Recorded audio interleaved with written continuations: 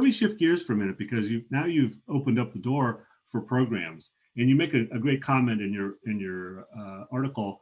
You comment that entrepreneurship programs must justify their value in existence more so than any other academic discipline in terms of enabling viable business startups. Can you elaborate a little bit on what you see as the key metrics then for programs as they continue to evolve and develop?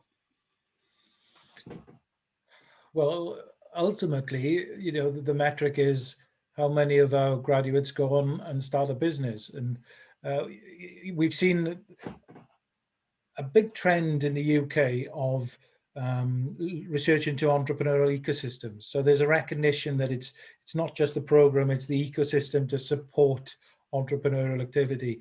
And I really reflect as a business management academic that entrepreneurship educators have to definitively prove their value. I don't see the same research in accounting, in economics, and in law in terms of the number of their graduates who go and become successful lawyers, accountants, etc. We have to definitively prove how many of our people go out and become self-employed and become ultimately successful. So, there is that ongoing need for self-approval, and I've seen that throughout the world. In Nigeria, for example, they have 60% graduate unemployment. So they've reinvented their curriculum, put entrepreneurship education at the heart of it, in the belief, right, we're going to reinvent the world here. We're going to just churn out thousands of self-employed people. But it's more than that. Unless you have your ecosystems to support your graduate startups, unless you have, I make a point in this piece about vanilla flavored entrepreneurship education, that one of my pet hates is that I see all the universities doing exactly the same form of entrepreneurship education. We should be discerning our entrepreneurship education. We should have specialized entrepreneurship education. So why don't we have universities that focus on technology entrepreneurship, or tourism entrepreneurship, or sports entrepreneurship? And the needs of that university should be matched with the community that they serve. So if it's a rural university, can they provide tourist type entrepreneurship, or farming type entrepreneurship education? So specific entrepreneurship education to meet the needs of that community. We need to evolve it now beyond this vanilla concept. And that's a great insight as well, because oftentimes in entrepreneurship education, we sometimes have a tension between small business and potentially scalable ventures. Yeah. Less than 2% are the highest potential scalable ventures, 90% are at the small business level, yet 90% of the conversation is focused at the 2%, and 2% of the conversation is often focused on the 80%. So you have some thoughts? Does that enter into the equation in terms of how we offer entrepreneurship education? Again, it comes down to, in the UK, we tend to run entrepreneurship education through business schools. That's beginning to change a little bit with cross-university programs, but we tend to be creating, if we look at business graduates, they tend to be, they've got the business skills, but they perhaps don't have the great ideas. So they're starting typically service sector orientated businesses, which tend to be micro and tend to have quite a narrow shelf life in terms of both their profitability and their lifespan as an organization. So hence the conversation about, well, let's base our entrepreneurship education around our computer gaming graduates. Let's base it around specific forms of business startup, which we can build our ecosystems around. We could have state-of-the-art incubation facilities, have close associations with specific industries. So in my universities, we've got strong linkages with medical schools, for example, and companies like Pfizer, for example. Now, I'd like to see us, do startups orientated with those high-tech companies in the medical profession world. Obviously, in the C19 world, it's more important than ever that we align our activities to create more valid forms of entrepreneurship.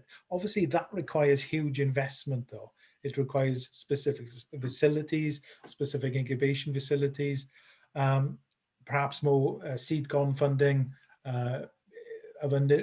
funding from previous alumni and things like that. So it does require more thought, and maybe it isn't a mass recruitment program, but the returns from that type of entrepreneurship, I think, will have far, far greater value, both for the university and in terms of the value of the institutions, the entities that might be created by the students. It is indeed all about that value creation, no question about it. Value for the students, value for the community, value for the university. Value added is always going to be, I think, a watchword for entrepreneurship education. But that opens the door then for a final question for you today. So where do you see entrepreneurship research headed? Give us some insights on your journey through entrepreneurship research, both in terms of individual and the ecosystem. I suppose I'm fortunate in that I'm a researcher, but as a journal editor, I do keep I have to keep a good eye on what's going on in the world. And I think entrepreneurial culture is evolving at a very, very rapid pace. We're seeing societal change. Now, in the UK, we've got Brexit. In the US, you've got an anti-globalization thing going on with Trump.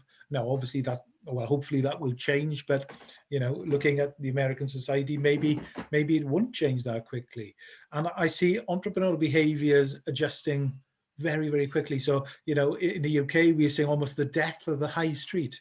And that's been accelerated now with C19. People's shopping habits are changing. People are working from home. So, we're seeing a migration perhaps away from these large mega cities like London, New York. Well, people tend to work, in a more geographically diverse location. So that will have interesting implications on the emergent research in this area, I feel. Perhaps I like to talk about locality when I talk about entrepreneurship. Could we see the re-emergence of community, the growth of social entrepreneurship, and the emergence of more identity on entrepreneurship? So products identifying a locality, artisan entrepreneurship, for example. And it annoys me greatly when I travel around the UK and I could be in any city in the UK and I don't see any discernment in terms of the products and the shops and the businesses that I see. So that concept of locality, of identity of a region, I'd like to see that emerge in the entrepreneurship literature. And whether that will change now with perhaps a greater reluctance to travel, this concept of anti-globalization, perhaps that will change, perhaps it won't, who knows. But these emergent trends changing the way we behave, changing the way we act. And I sometimes feel that academic literature is often catching up with a reality. In the technology, I do a bit of work in information technology, information systems, and that has to be cutting edge. So artificial intelligence, for example, that's going to have huge impacts upon the way we shop, the way we exist, for example, the way businesses trade. So the technology dimension will continue to evolve and impact upon entrepreneurship literature as well. Absolutely, no question about it. We've seen that in the last year. There is an upside to the past year, not just the downside, and indeed, a lot of that does revolve around the technology. I've heard it said a number of times that because of COVID-19, we've quickened that pace. We've done in 6 months what would have taken us 6 years to do in terms of some of the technologies involved with delivering education, especially at the higher education level. Yeah. But there's a lot more to do, and you hit on a number of excellent areas, discipline specific to entrepreneurship, but also drawing in other disciplines as well, technology, and of course you mentioned artificial intelligence. And entrepreneurs of today and the future need to be well armed with a number of areas, from fintech to AI to the Internet of Things and more. Paul, it's been great. We're at our time limit, and so would love to spend more time talking, and then hopefully we can impose upon you to contribute to a future volume of the Annals of Entrepreneurship Education. Volume 4 will be coming out in January 2021 with the USASB conference, which will be January 3rd through the 5th. I'm also the editor for Volume 5, along with my new co-editor, Dr. Susanna Santos.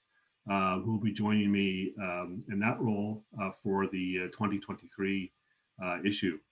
So again, Paul, thank you so much. And we look forward to catching up with you down the road. Cheers, Charles. It was great to meet you, and really enjoyed having the conversation. Have a great holiday season. Bye-bye.